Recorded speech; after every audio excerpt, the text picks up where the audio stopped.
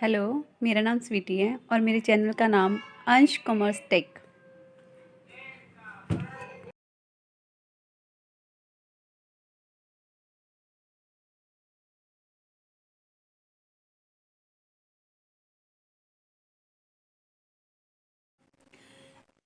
Hello, मेरा नाम स्वीटी है। इस वीडियो में मैं आपको अकाउंटिंग फॉर कंसाइनमेंट की इंट्रोडक्शन बताने वाली हूँ। तो वीडियो स्टार्ट करने से पहले मैं आपको ये बताना चाहती हूँ कि अगर आप मेरी वीडियो के कंसेप्ट को ध्यान से समझ लेते हो तो आई प्रॉमिस टू यू कि आप अपने क्वेश्चन को रीड करते करते अपने माइंड में ही सॉल्व कर लोगे। तो ज़्यादा टाइम ना लेते हुए मैं इस कंसेप्ट को शुरू करती हूँ। तो फर्स्ट है basic concept of the consignment, जिसमें हम फर्स्ट कंसेप्ट करेंगे रिलेशनशिप। तो रिलेशनशिप को समझाने के लिए मैंने थोड़ा सा यहाँ पे आपके लिए एक वर्किंग नोट सा बनाया है। तो यहाँ पे 3 पार्टीज़ हैं, ए बी सी। ए जो है बी को गुड्स सेंड करता है और बी वही गुड्स सी को सेल करता है। तो जो गुड्स सेंड करता है उसको हम कंसाइनर कंसिडर करते हैं और जो गुड्स को रिसीव करता है उसको कंसाइनी। और जब बी वही गुड्स सी को सेल करता है तो उसको कस्टमर बोलते हैं। तो ए जो है he is the owner of the goods and the consignee, या जो बी है वो एज अ एजेंट वर्क करेगा फॉर द कंसाइनर। तो वो एजेंट वर्क करेगा किस पर्पज़ के लिए? For a commission purpose. तो जब ए गुड्स को भेजता है उसको हम आउटवर्ड कंसाइनमेंट कंसिडर करते हैं और बी जब इसी गुड्स को रिसीव करता है तो उसको इनवर्ड कंसाइनमेंट करते हैं। तो बी इतनी सारी मेहनत सिर्फ अपने कमीशन पर्पज़ के लिए ही कर रहा है। इसको थोड़ा सा हमने और वास्ट करने के लिए मैंने आपको थोड़ा सा थ्योरी पर्पज़ में भी समझाया है। A shipment of the goods by a manufacturer or a wholesale dealer to an agent to be sold by him on a commission basis is known as a consignment। कहने का मतलब क्या है कि जब कोई भी शिपमेंट किसी भी मैन्युफैक्चरर और होलसेल डीलर के थ्रू अपने एजेंट को भेजी जाती है कि आप मेरे बिहाफ पे ये गुड्स सोल्ड कर दो और मैं आपको इस पे ऊपर कमीशन दूंगा, तो उसको हम कंसाइनमेंट कंसिडर करते हैं। तो नेक्स्ट बेसिक कंसेप्ट में हमारा आता है goods sent on the consignment. तो goods and sent on consignment के लिए मैंने इसके लिए नेक्स्ट आपके लिए एक पहले से पेपर तैयार करके रखा हुआ है, तो जिसमें मैंने अपने प्रॉपर नोट्स बनाए हैं, तो जिसको समझने से आपको आसानी भी होगी और हमारा टाइम भी सेव होगा। तो सेकंड है हमारा price of the goods on consignment, Saint on consignment. इसका मतलब क्या है कि जो कंसाइनर है जब गुड्स को भेजता है तो वो 2 प्राइस पे भेज सकता है। एक तो कॉस्ट प्राइस और एक है आईपी प्राइस। कॉस्ट प्राइस क्या है कि जो उसको मैन्युफैक्चर करके या उसने जहाँ से भी परचेज करी उस प्राइस पे उसको कितने की पड़ी है। और आईपी प्राइस है कि जब वो कंसाइनी को गुड्स भेज रहा है तो वो अपने प्रॉफिट मार्जिन को छुपाना चाहता है, तो इस वजह से वो कॉस्ट प्राइस से higher than the cost price IP price पे भेज देता है। तो हम सीपी मैंने यहाँ पे शॉर्ट फॉर्म लिखी है। सीपी का मतलब है कॉस्ट प्राइस, आईपी का मतलब है इनवॉइस प्राइस। और आईपी कैलकुलेट करने के लिए यहाँ पे एक फॉर्मूला भी बनाया गया है, cost price plus loading on cost price. Loading on cost price का मतलब percentage profit on cost price. तो इस क्वेश्चन को थोड़ा सा मैं आपको सॉल्व करके बताती हूँ कि मैं क्या कहना चाहती हूँ कि what is the cost price and invoice price. तो केस नंबर 1 है कि क्वेश्चन में अगर आपको per unit cost price and per unit invoice price of the goods Saint is given, तो आप क्वेश्चन को कैसे सॉल्व करोगे? तो cost price, let the cost price is 200 per unit. यहाँ पे मैंने क्वेश्चन को पर यूनिट में रखा है। अगर आप कोई नंबर ऑफ यूनिट्स दिए हैं तो आपको उससे मल्टीप्लाई भी करना पड़ेगा। तो आईपी प्राइस है 220। तो हमें पता है आईपी, जो कि मैंने आपको ऊपर ही बताया कि आईपी प्राइस कैसे बनता है। IP is equal to CP plus loading. तो आईपी प्राइस आपको पता है 220 और सीपी प्राइस आपको पता है 200। तो लोडिंग आपकी बैलेंसिंग फिगर होगी, 220 में से 200 लेस किया तो 20 रुपीज़ की आपकी लोडिंग है। That is a 20 rupees is loading per unit.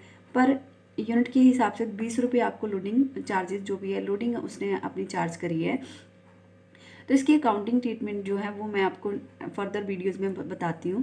तो एक और केस इसी के साथ का एग्जांपल लेते हुए सॉल्व करते हैं। मान लो क्वेश्चन में आपको cost price of goods and is given है बट द जो प्रॉफिट परसेंटेज है गिवन ऑन द सेल।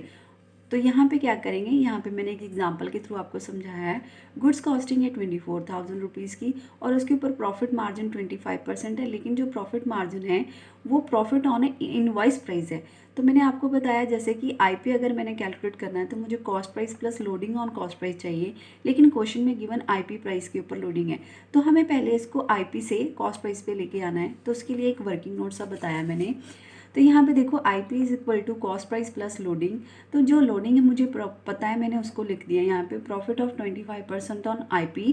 तो जिस चीज़ पे हमें ये लोडिंग पता है 25% ऑन आई पी, हम आई पी को लेट कर लेंगे 100। अगर मान लो यहाँ पे सीपी लिखा होता तो मैं सीपी को 100 लेट कर लेती, लेकिन यहाँ पे 25% आईपी के ऊपर है तो मैंने आईपी को 100 लेट कर लिया। तो 100 में से अगर 25 रुपीज़ का प्रॉफिट है तो 75 रुपीज़ की कॉस्ट आपकी बैलेंसिंग फिगर है। तो इसी के ऊपर मैंने प्रॉफिट ऑन आईपी कैलकुलेट किया। कैसे? 25/100, 25 आपका प्रॉफिट है और आईपी आपका 100 है, तो 1/4 ऑन आईपी। अगर मैंने इसको सिंप्लीफाई किया तो 1/4 ऑन आईपी आ गया, और प्रॉफिट ऑन सीपी के लिए 25, क्योंकि 25 आपका प्रॉफिट है और 75 आपका कॉस्ट प्राइस है, तो 1/3 ऑन द सीपी आ गया।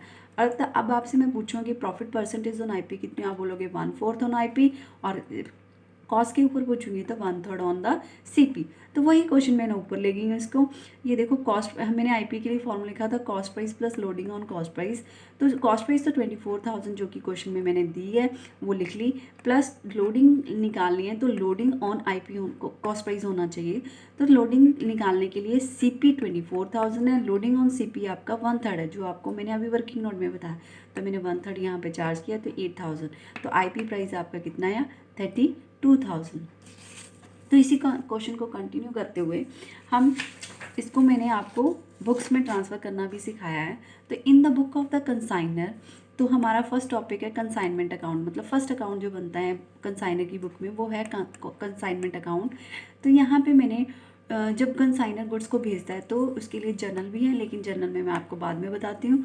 तो 2 गुड्स आप कंसाइनमेंट अकाउंट में लिखते हो 2 गुड्स सेंट ऑन कंसाइनमेंट। अगर क्वेश्चन आईपी पे तो यहाँ पे आईपी प्राइस आएगा, अदरवाइज अगर कॉस्ट प्राइस पे तो यहाँ पे कॉस्ट प्राइस पाएगा।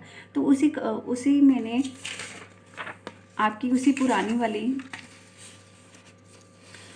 वाले कंटिन्यू रखा है केस को।